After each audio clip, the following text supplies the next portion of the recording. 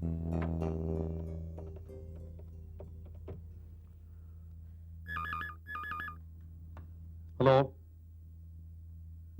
हाँ वसंत, अरे कहाँ हो यार?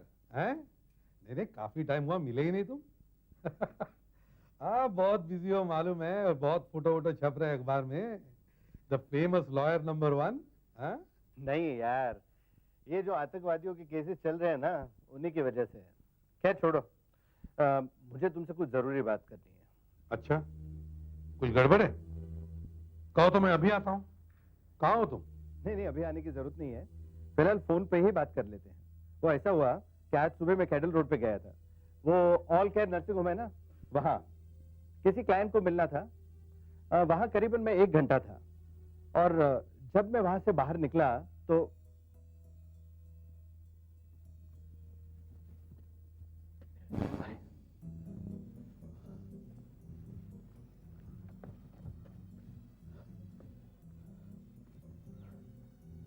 मेरी गाड़ी तो यही पार्क थी। कहीं कोई टो करके तो नहीं ले गया?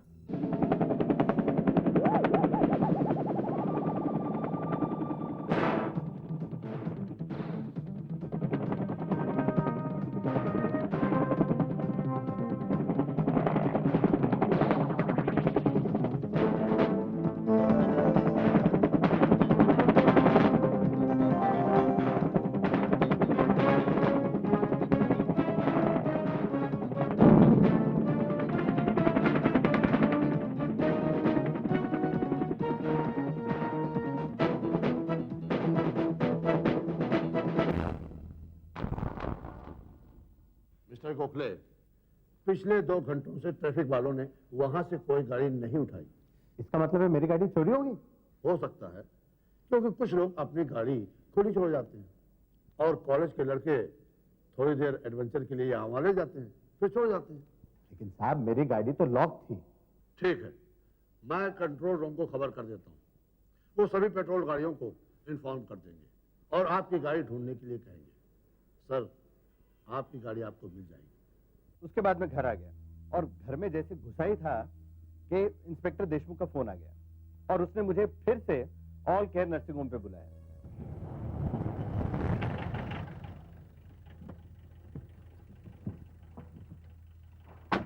आगे लगाई।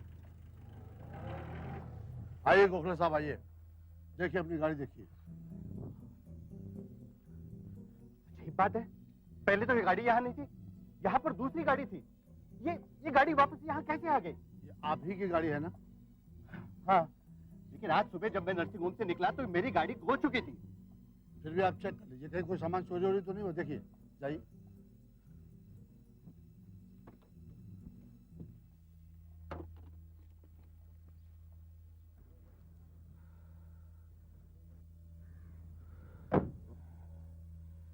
नहीं, कुछ चोरी नहीं हुआ, पैसे और स्टीरियो तो बराबर है। देखिए, हो सकता है उस वक्त आप किसी केस के बारे में सोच रहे हो, आपने गाड़ी देखी ही ना हो। ऐसे कैसे हो सकता है?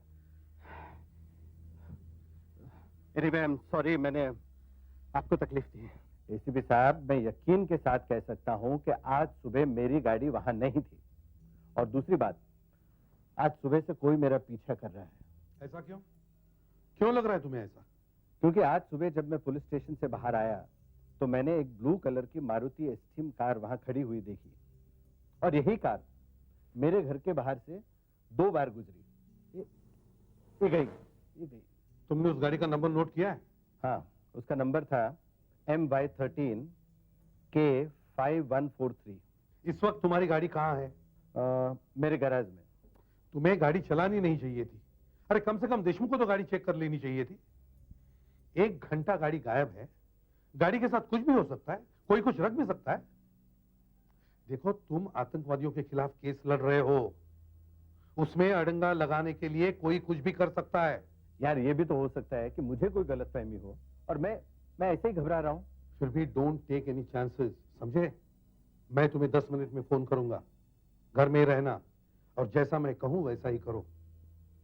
सभी टेलीफोन अटेंड करो, बिहेव नॉर्मली, ओके? यस। आशा,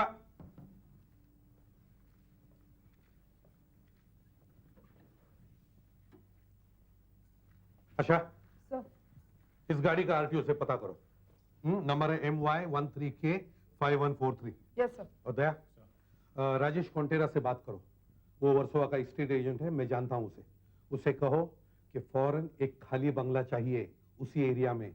बंगले के गेट्स बड़े हो तो और भी अच्छा है, लेकिन गैराज सड़क से दिखना नहीं चाहिए।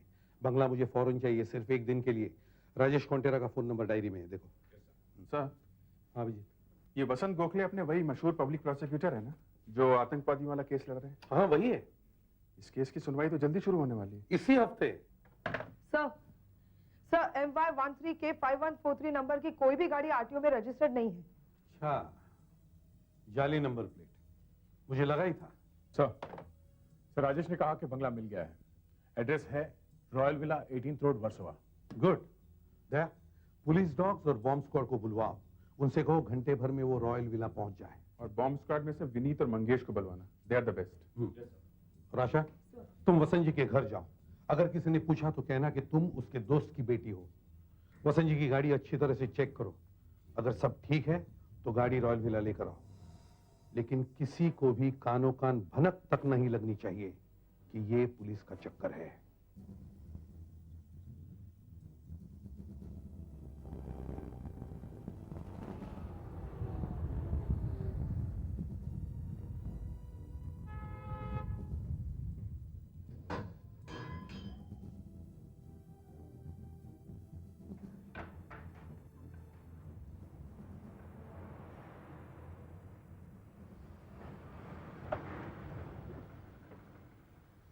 जाओ सुधाकर, जाओ जल्दी। जल्दी करो सुधाकर। सर मैं ले आई हूँ। जल्दी ले। आप गाड़ी अंदर लीजिए। फास्ट। अरे यस। ये सब क्या हो रहा है? Don't get worried. देखो तुम इतने बड़े आदमी हो, अगर तुम्हें कुछ हो गया तो हमारी बदनामी हो जाएगी। This is just a routine check.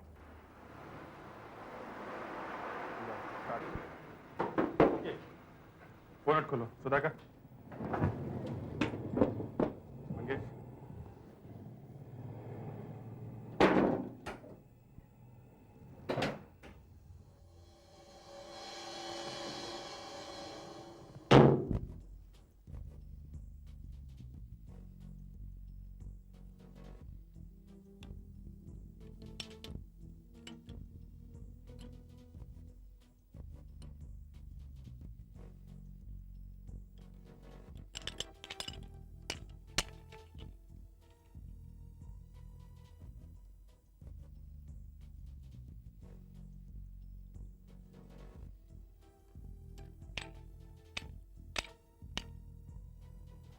यहाँ तो नहीं है। आप मैक्स मंगाइए। मैक्स लाओ। मैक्स लाओ। मैक्स। मैक्स लेके आओ।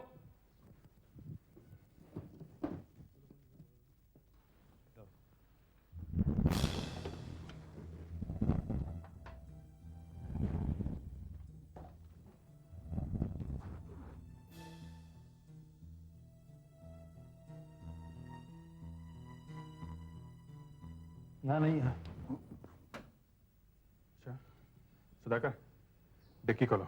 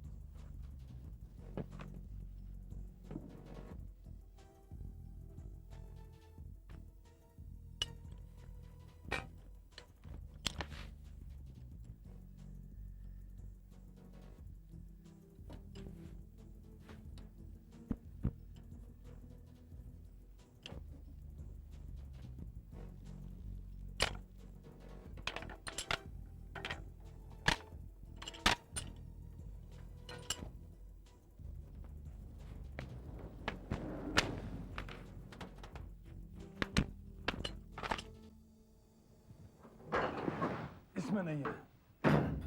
गाड़ी के अंदर चेक करो। सुधाकर, सर। तुम रोड पर नजर रखना। दया एरिया छान रहा है, उससे रेडियो कांटेक्ट रखना। ए पेगी बेटा, कम कम कम कम कम कम कम कम कम कम बेटा, कम कम कम। पेगी, मुझे हेल्प करेगी ना? Good girl, good girl, good girl. Come on, let's go. Go. लगता है मामला सीरियस है।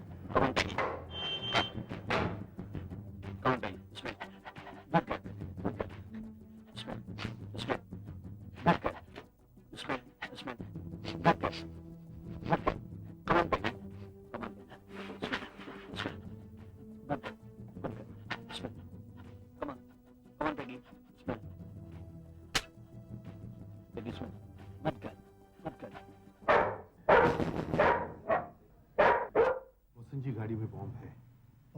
कुत्ते ने सूंघ लिया है। चलो हम अपना काम शुरू करते हैं। Good girl Peggy, good job, very good job. Sir Peggy ने हमेशा हमारा साथ दिया है। इस बार भी हम इसकी वजह से सफल हो जाएंगे sir. Very good girl, thank you बेटा, थैंक यू।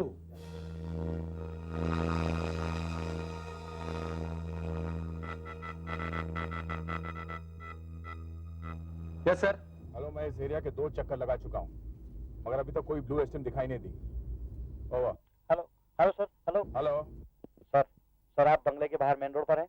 हाँ, एक मिनट। एक ब्लू एस्टीम आ रही है, MY13K5143। हाँ, वो रॉयल विला की तरफ आ रही है। ओवर। ये नीचे वाली सीट फाड़ के देखो।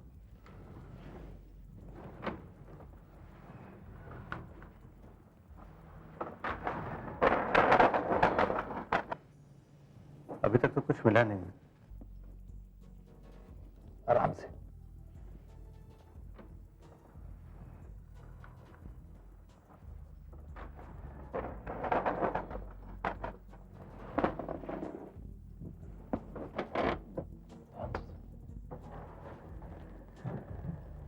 सीट निकाल लो।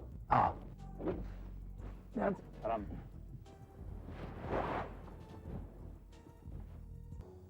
कम से कम आधा किलो का तो होगा। यस सर, पूरे बंगले को उड़ाने के लिए काफी है।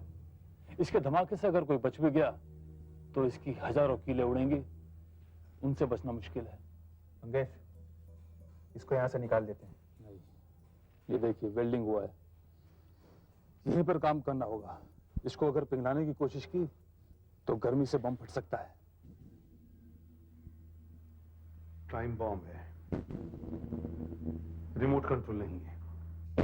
सर काउंटडाउन चालू है। ये बम 8 बजे के लिए सेट किया गया है, 4 घंटे में फटने वाला है। वसंत, एक बात बताओ, तुम 8 बजे कहीं जाने वाले थे क्या? हाँ, 7:30 बजे लॉ क्लब में मीटिंग है। टेररिस्ट केस में जो भी लॉयर्स काम कर रहे हैं वो एक साथ में मिलकर डिस्कस करने वाले हैं। इसीलिए 8 बजे का टाइम सेट किया है। पूरी बिल्डिंग उड़ाने का इरादा था। लॉ क्लब बिल्डिंग में अंडरग्राउंड पार्किंग है ना? हाँ, पूरी बिल्डिंग को उड़ाने के लिए वो सही जगह है। वसंत, कोई तुम सबको एक साथ मारने की कोशिश कर रहा था। विनीत, तुम ये बॉम्ब डिफ्यूज कर सकते हो क्या? नहीं सर, बहुत मुश्किल है। अगर जरा सी गलती हो गई तो बम फट जाएगा और सारी बिल्डिंग उड़ जाएगी। कार को किसी खुली जगह में ले जाना पड़ेगा। हमें कोई मैदान ढूंढना पड़ेगा। तुम लोग ऐसे करो, इस गाड़ी को जल्दी से जल्दी यहां से ले जाने की तैयारी करो। Hello, blue esteem MY13K5143 royal villa की तरफ जा रही है।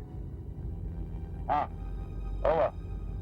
सुधाकर, हेलो सुधाकर, अभिजीत से बात करो, मेरा एक प्लान है।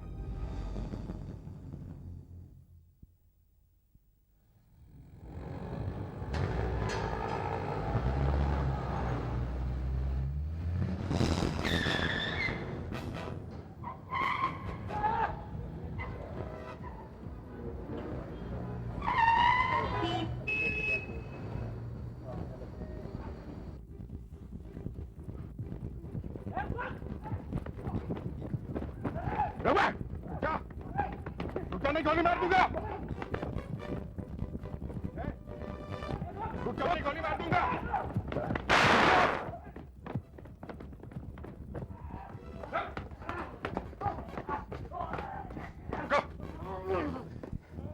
बोला था ना तुझे रुकने के लिए। मुंह खोल।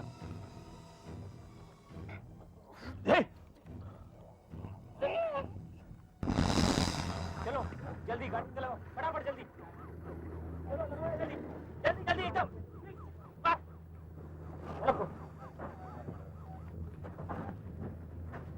जल्दी जल्दी आगे लो जल्दी चलो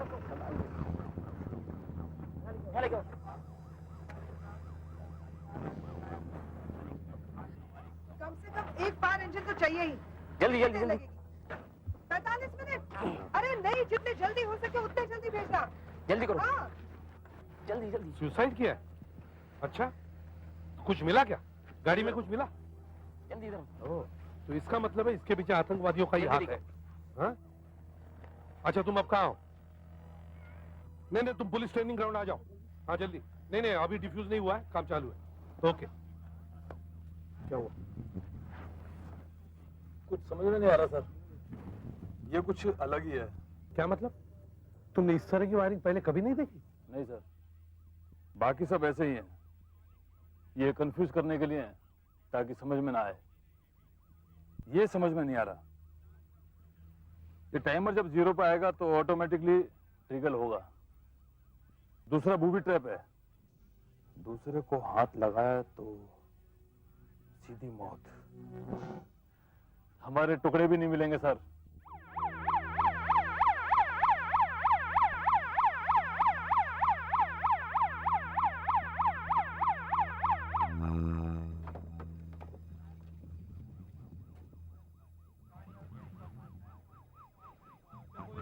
सब लोग वहाँ जाओ, किसी को आने नहीं देना। ओके? हाँ, क्या हुआ? सर ये ड्राइवर की तस्वीर है। अच्छा, मैंने उसके लाश की। हाँ हाँ। और सर ये वो लॉकेट है जिसमें साइनाइड कैप्सूल था। कौन है, कुछ पता चला? नहीं सर, अभी तो पता नहीं लगा कि कौन है। हाँ। लेकिन कार के बारे में पता लगाने के लिए आदमी लगा दिया है। अच्छा गुड। और फिंगरप्रिंट्स? उसको लेने के लिए कह दिया सर, शायद अपने पुलिस रिकॉर्ड के किसी प्रिंट से मैच कर जाए। बस लगता है फंस गए इस बार। कौन सा तार नकली है समझ में नहीं आ रहा। मैं एक काम करता हूँ, मैं भोंसले को फोन करके देखता हूँ। वो सतारा में बैठा है। अरे हेडक्वार्टर से उसका नंबर मिल ही जाएगा ना। वो क्या करेगा? बम हमारे सामने है, जो कुछ करना है हमें करना है। तुम वो ZM3 का सर्किट निकालो।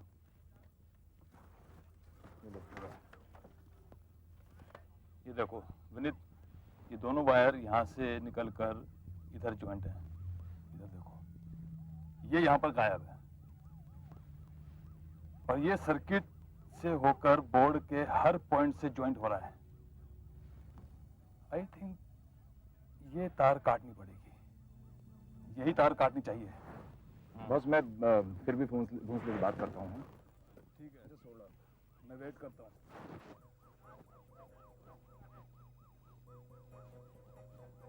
हेलो, हाँ सूर्यकांत, हाँ भोंसले का नंबर चाहिए यार। हाँ अपना भोंसले यार, वो सदारा गया हुआ है।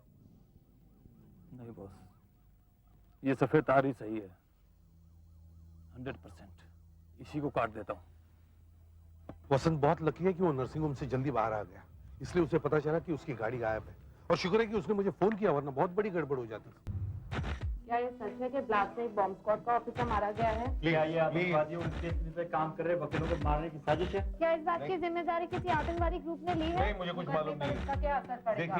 देखिए आपके सभी सवालों के जवाब मैं प्रेस कॉन्फ्रेंस में दूंगा, लेकिन ये हॉस्पिटल है, प्लीज आप शोर मत मचाइए। जरा इन्हें बाहर लीजिए। प्लीज जाइए, प्लीज।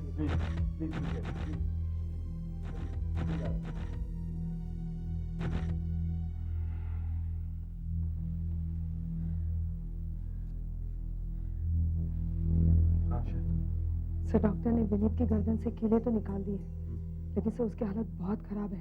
न जाने क्या होगा। सर, मंगेश के शरीर के तो चिथड़े चिथड़े उड़ गए थे, बस बदन के 2-4 हिस्से ही मिले। हाँ डॉक्टर साहब, विनीत को बचा लिया हम लोगों ने, लेकिन होश में आने के लिए थोड़ा वक्त लगेगा। I must say is very very lucky.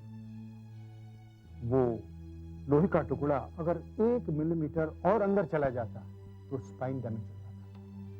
Is really lucky. Thank you very much. Most welcome. Fredericks, Sudhakar sir, तुम लोग यहीं विनीत के पास रहो, उसके घर वालों को खबर दो। Okay sir. Daya sir. Vasant को ब्यूरो में बुलवाओ। Yes sir. मैंने कहा था ना, उन आतंकवादियों का एक ही मकसद था, उस केस पर काम करने वाले सभी वकीलों को एक साथ उड़ा दिया जाए। उन्होंने नर्सिंग होम के बाहर से आपकी कार चुराई, उसमें बॉम्ब फिट किया और फिर से उसी जगह पे लाके खड़ी कर दी। ये तो अच्छा हुआ कि आप नर्सिंग होम से जल्दी वापस आ गए। अगर आप कुछ देर और वहां ठहरते तो ना तो आपको पता लगता कि आपकी कार गायब है, ना मैं बॉम्ब के बारे में पता लगता। हाँ, ये ठीक है अभिजीत, लेकिन अब सवाल ये उठता है कि उन्हें ये कैसे पता चला कि वसंत जी उस नर्सिंग होम में जाने वाले हैं? वसंत जी, आप इस नर्सिंग होम में अक्सर जाते रहते हैं? नहीं, मैं तो पहली बार वहां गया। वसंत जी, तुमने कहा था कि तुम क्लाइंट से मिलने गए थे, नर्सिंग होम में ही क्यों मिले? वो ऐसा है कि मैं कुछ ऐसे गरीब लोगों के केसेस भी लेता हूँ जो वकीलों की फीस नहीं दे सकते। कल रात एक मिल मजदूर सरजू नाम है उसका फोन आया था, कह रहा था कि ड्यूटी पर उसका हाथ कट गया और उसे ऑल केयर नर्सिंग होम में भर्ती किया है। उसकी समस्या ये थी कि मिल मालिक उसे कॉम्पेंसेशन देने से इनकार कर रहे थे। तो इसलिए आपको उससे मिलने नर्सिंग होम जाना पड़ा?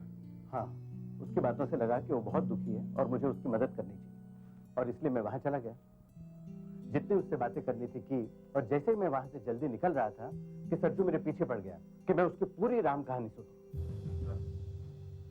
वो राम कहानी हमें भी सुननी चाहिए। हाँ आशा, ऑल केयर नर्सिंग होम में फोन करो, उनसे कहो कि सरजू को डिस्चार्ज ना करें, हम वहां आ रहे हैं। Yes sir. एसपी साहब, पहले मैं सोच रहा था कि आज शाम की वकीलों की मीटिंग कैंसिल कर दूं, पर अब नहीं। मैं इन आतंकवादियों के सामने घुटने नहीं टेकूंगा। मैं वहां जाऊंगा और वो मीटिंग होकर रहेगी, चाहे कितने भी बम फट जाए। सरजू को तो दोपहर में ही डिस्चार्ज कर दिया गया है। किस वक्त? यही कोई 12 बजे, गोखले साहब के जाने के थोड़ी देर बाद। बड़ी अजीब बात है, एक मजदूर जिसका फैक्ट्री में हाथ कट जाता है वो नर्सिंग होम में भर्ती होता है, वसंत गोखले जैसा नामी वकील उससे मिलने आता है और फिर उनके जाने के बाद उसे डिस्चार्ज कर दिया जाता है। क्यों? सरजू का हाथ तो बरसों पहले कटा होगा, जख्म नया नहीं था। आपने उसे किस लिए भर्ती किया था? उसने कहा कि उसके पेट में बहुत दर्द है। हमें लगा कि शायद अपेंडिसाइटिस होगा, तो उसे एडमिट किया और उसका टेस्ट किया, कुछ नहीं निकला। सर, ये सरजू जरूर आतंकवादियों से मिला हुआ है। उसने ये ड्रामा किया सिर्फ गोखले साहब को यहाँ बुलाने के लिए, ताकि उसके आदमी उनकी गाड़ी में बम लगा सके। एक बात बताइए डॉक्टर साहब, जब आप किसी मरीज को एडमिट करते हैं तो किसी न किसी डॉक्टर का रेफरेंस तो होता ही है। सरजू को किस डॉक्टर ने भेजा था? किसी डॉक्टर ने नहीं, हमारे यहाँ एक वार्ड बॉय काम करता है मंदार, उसने कहा कि सरजू को तकलीफ है और वो उसका रिश्तेदार है, इसीलिए एडमिट किया। वार्ड बॉय के कहने पर एडमिट कर लिया? मंदार यहाँ पर बरसों से काम करता है, और अगर उसका कोई रिश्तेदार बीमार होता है तो हमारा फर्ज बनता है कि हम उसका इलाज करें। ये मंदार हमें कहाँ मिलेगा? हमें उससे बात करनी है। साहब, मैंने झूठ बोला था साहब, मैं उसे जानता तक नहीं, पैसे के लालच में झूठ बोला। कौन था वो? कहाँ मिले थे उसे तुम? साहब, कभी कभी मैं ग्रांड रोड के दिलवर बार में पीने के लिए जाता, वो भी वहां आता था, बस थोड़ी सी पहचान हो गई। 2 दिन पहले उसने मुझे दारू पिलाई। क्या काम था उसे? साहब, उसे मालूम था कि मैं नर्सिंग होम में काम करता हूँ। कहने लगा कि मुझे 1 दिन के लिए अपने नर्सिंग होम में भर्ती करवा दे, कंपनी से 2000 मिलेंगे, 1000 तू ले लेना। साहब, मैंने उसे भर्ती करवा दी। साहब, मैं 10 बरस से यहाँ पर काम करता हूँ, कोई लफड़ा नहीं किया साहब। साहब, मैं क्या जानूं वो कैसा आदमी है, मुझे माफ करो साहब, मैं गलती हो गई। अभी तुम लोग दिलबर बार का चक्कर लगा के आओ। वो हाथ कटेला आदमी? हाँ, वही। नाम तो उसका पता नहीं साहब, लेकिन थोड़ा बराबर याद है। पहले बहुत आता था इधर, लेकिन अभी 2-3 दिन से नहीं आया है। कहाँ रहता कहाँ है वो? इधर रोज आता था तो आसपास ही रहता होगा ना? 4 दिन पहले उसके घर पे एक पार्सल भेजा था साहब। ये अशोक, ओए, सुनाई नहीं दे रहा, बुला रहा, चल। अरे अशोक, वो 4 दिन पहले तो एक पार्सल लेके गया था ना, वो हाथ कटेले आदमी के घर पे। जी हाँ। जरा साहब लोग के उसको घर का पता बता दे। किधर है? गूगल चल। अलंकार टॉकीज के पीछे। कहाँ आ रहे थे? बताता साहब, बताता। वो खोली साहब, 12 नंबर की खोली। हाँ साहब। सरजू? हाँ सरजू। एक हाथ वाला? हाँ एक हाथ वाला साहब। ठीक है, जाओ। वो नया है साहब, कुछ बताना नहीं मेरे लिए।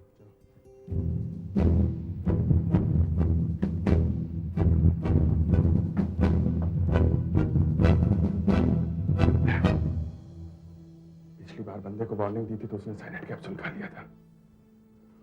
ठीक है, तू दरवाजा तोड़ देते हैं।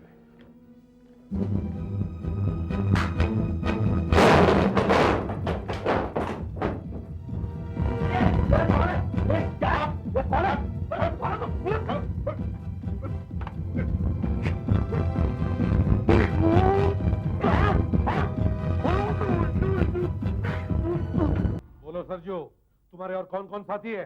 वरना इस हाथ की भी गारंटी नहीं। बताओ। जो मर्जी में आता है वो कर लो साहब, हाथ काटो पैर काटो, लेकिन मैं कुछ नहीं बोलूंगा, कुछ नहीं बोलूंगा मैं। मुझे दर्द फर्क कुछ नहीं होता साहब, कुछ नहीं होता। जानते हैं ये मेरा हाथ कैसे गया था? बम बना रहा था मैं, फट गया। मेरे दोस्त को 4 घंटे लगे थे डॉक्टर लाने के लिए। वो दर्द जो मैंने 4 घंटे का झेला है, उससे ज्यादा आप मुझे दर्द क्या दोगे? नहीं बोलूंगा, कुछ नहीं बोलूंगा। देखता रहे, अभी तक तो हमसे बात कर रहे हैं, वरना नहीं दया, फिलहाल इसे ले जाओ, बाद में देखते हैं। हट, खड़े।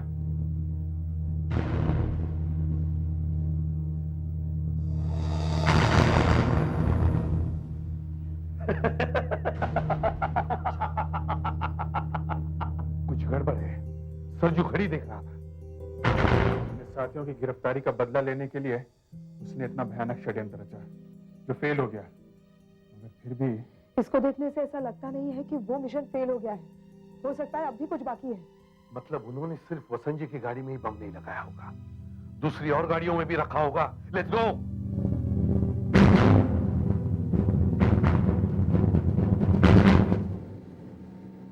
नहीं नहीं राजन, हम कोई चांस नहीं ले सकते। देखो, मुंबई लॉ क्लब बिल्डिंग खाली करवाओ, फौरन खाली करवाओ। हाँ, नहीं, नहीं, और सुनो, कोई भी अपनी गाड़ी नहीं ले जाएगा। हाँ, फायर अलार्म करो, कुछ भी करो, लेकिन फौरन बिल्डिंग खाली करवाओ। इंसर्जेंट, जल्दी वहां पहुंचो, मुझे बम स्क्वाड वहां फौरन चाहिए। देखो, पहला बम 8 बजे के लिए सेट किया गया था। अगर कहीं दूसरा बम है तो वो भी 8 बजे के लिए सेट किया गया होगा। बम स्क्वाड को वहां 8 बजे तक पहुंच जाना चाहिए। अच्छा, जल्दी से जल्दी पहुंचो। सर, डॉग स्क्वाड तो वहां पहुंच रहा है, लेकिन बम स्क्वाड शायद ही 8 बजे तक पहुंच पाए। नहीं, दैट्स वेरी बैड। मैंने फ्रेडी को सुधाकर से बात की, वो सरजू अभी भी मुंह नहीं खोल रहा है।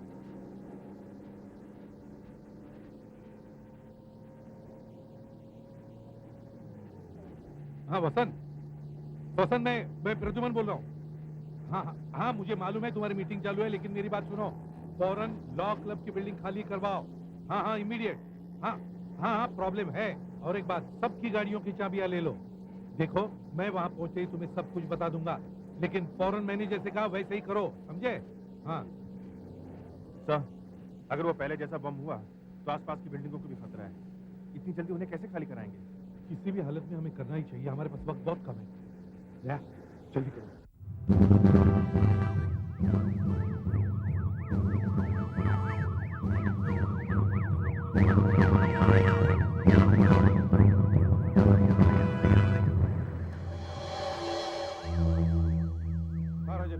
करीब सभी लोग बाहर आ चुके हैं। अच्छा, क्यों एसीपी साहब, एक और बॉम्ब मिल गया क्या? कुछ कह नहीं सकते, लेकिन हो सकता है। अच्छा, सब गाड़ियों की चाबियां हैं तुम्हारे पास? पार्किंग लॉट का? यहाँ नीचे। अच्छा, मैं साथ चलूं? नहीं, तुम जाओ यहाँ। अच्छा, जगह खाली करो, जल्दी आओ।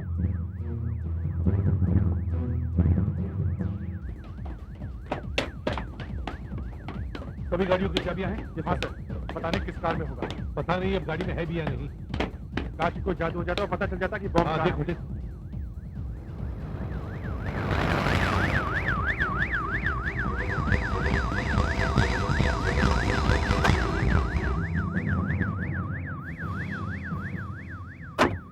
टिप्सी आ गई।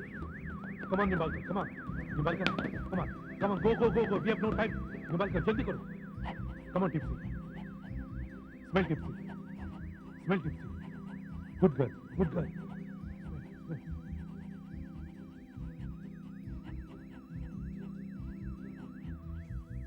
हेलो सुधाकर, सुधाकर, हाँ हेलो सुधाकर, बॉम्ब स्क्वाड अभी तक नहीं पहुंचा। वो लोग क्यों नहीं पहुंचे अभी तक? तुम्हारी किसी से बात हो गई क्या? बात हो गई? हाँ? क्यों? देखो हमारे पास वक्त बहुत कम है सुधाकर, किसी भी हालत में वो लोग यहाँ जल्दी से जल्दी पहुंचना चाहिए।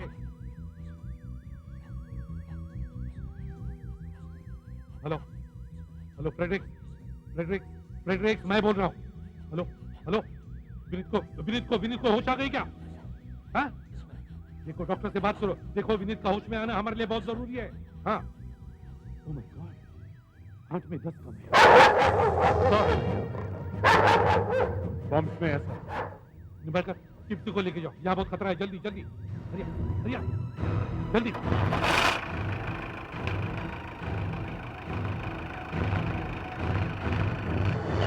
जाओ जाओ जल्दी जाओ, यहाँ कुछ भी हो सकता है। खोलो खोलो जल्दी खोलो, चाबी कहाँ है? खोलो जल्दी।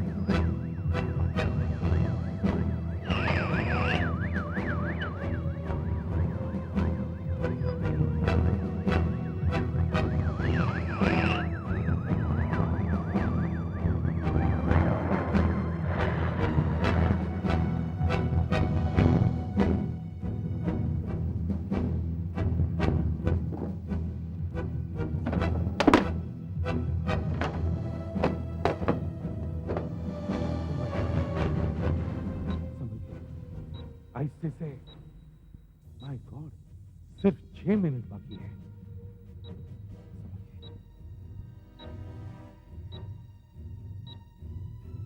सर गाड़ी को किसी खुली जगह ले चलते हैं सर। हाँ हाँ हाँ, लेकिन यहाँ खुला मैदान है भी कहाँ? हाँ? हाँ? और ट्रैफिक में गाड़ी फंस गई तो, बम फूट गया तो कितने लोग मारे जाएंगे? और बॉम्ब स्क्वाड से कोई ऑफिसर भी नहीं आया सर अभी तक। सर हमें ही करना पड़ेगा। दया बैग निकालो।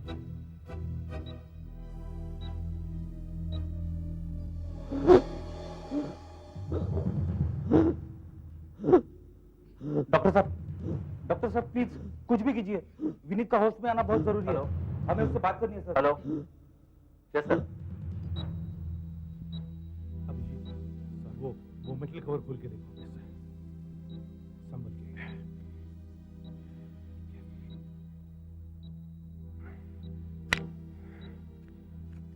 केयरफुली अभिजीत, देखो कहीं फट न जाए।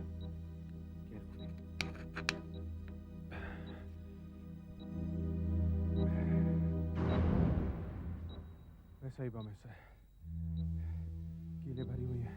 वही प्लास्टिक, हमें कुछ करना पड़ेगा। बॉम्ब स्क्वाड के ऑफिसर अभी तक क्यों नहीं आया? हमें कुछ करना पड़ेगा।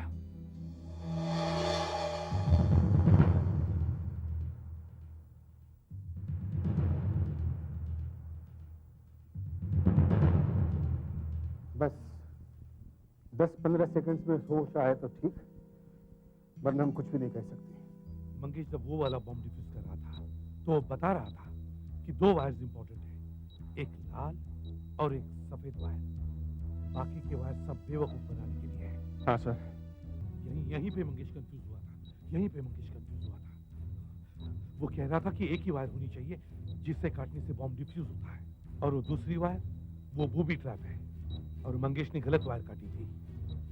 कौन सी वायर मालूम नहीं, लाल या सफेद।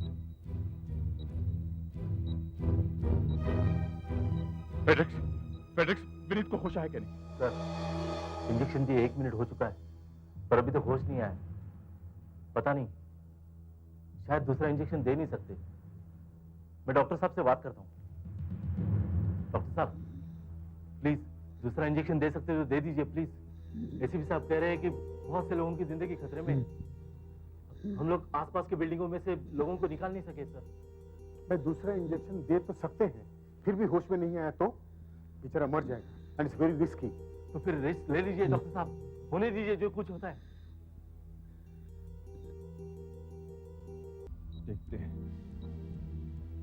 हैं। लो, हमने दूसरा इंजेक्शन भी लगा दिया।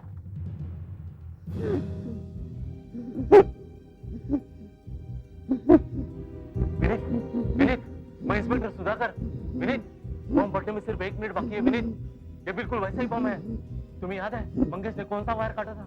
लाल या सफेद? अब मैं समझ गया। ये देखो, ये सभी पॉइंट से होती हुई ये यहाँ से यहाँ तक, ये लाल तार काटने से तो बम फट जाएगा, है ना? इसे काट देता हूं मैं। श्योर है? I sure? ये सफेद वायर काटने से बम डिफ्यूज हो जाएगा? मुझे तो ऐसा ही लगता है।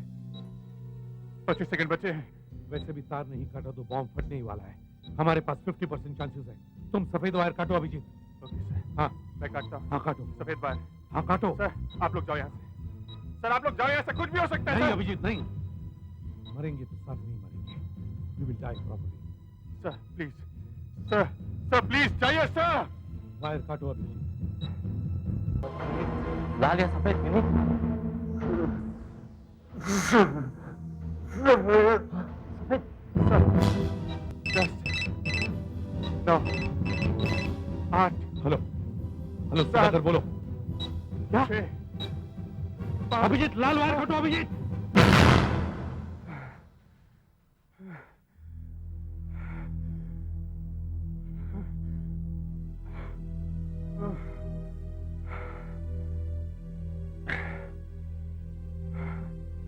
तुम्हारा बम तो नाकाम कर दिया हमने। अब तुम भी अपने साथियों के साथ जेल में चक्की पीसोगे।